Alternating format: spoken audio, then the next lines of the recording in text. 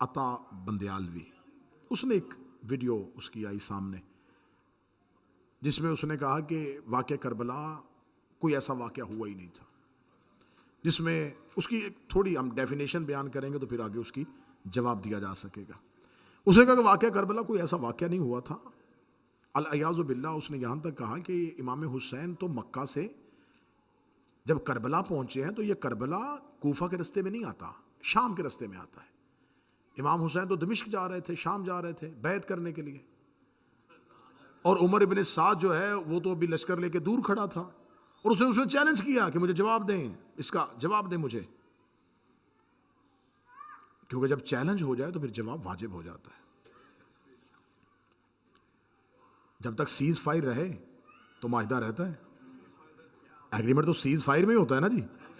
تو جب ادھر سے معاہدے کی خلاف ورزی ہو جائے تو پھر ادھر سے چاہے توپ چلائی جائے پھر تو کوئی گلہ نہیں ہوگا، کیونکہ معاہدہ ہی ٹوٹ گیا۔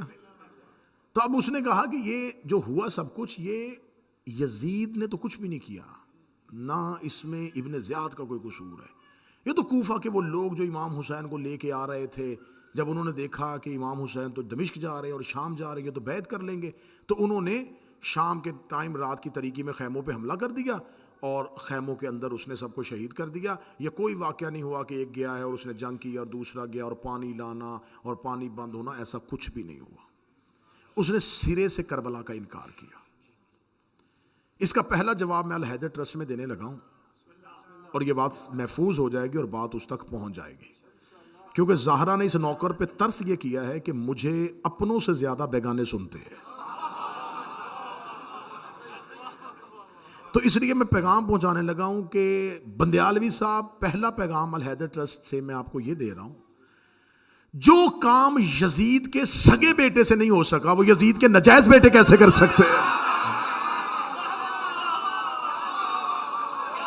یہ آپ کو یزید کی وکالت کا شوق ہے تو یہ کام یزید کے سگے بیٹے نے نہیں کیا تھا، اس نے آ کے اپنے باپ کے تخت پہ تھوک دیا تھا۔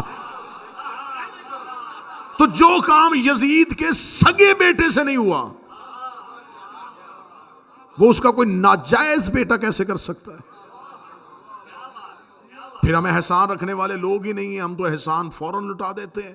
اس کا سب سے پہلا جواب پاکستان میں دیوبند کے مشہور مبلغ عالم دین مولانا طارق جمیل نے دیا، فوراً رد عمل دیا، فوراً رد عمل دیا۔ انہیں تفصیلی ویڈیو، اس میں انہوں نے نقشہ سامنے رکھ کے بتایا کہ ہدف حسین کیا تھا اور واقعہ کربلا اہل سنت کی کس کس کتاب کے اندر ہے۔ ہم خراج تحسین پیش کرتے ہیں اس کو بھی جو حسین کے حق میں بولے۔ سر ہم تو محمد بن ابی بکر حق میں بول پڑے تو ہم اس کو سلام کرنا شروع کر دیں۔ کیا واقعہ کربلا؟ واقعہ کربلا اب چھپانے سے بھی نہیں چھپ سکتا، کیونکہ قاتل اپنی زبان سے اقرار کر گیا ہے۔ قاتل اپنی زبان، ابھی میں کچھ ریفرنس آپ کے سامنے کوٹ کروں گا۔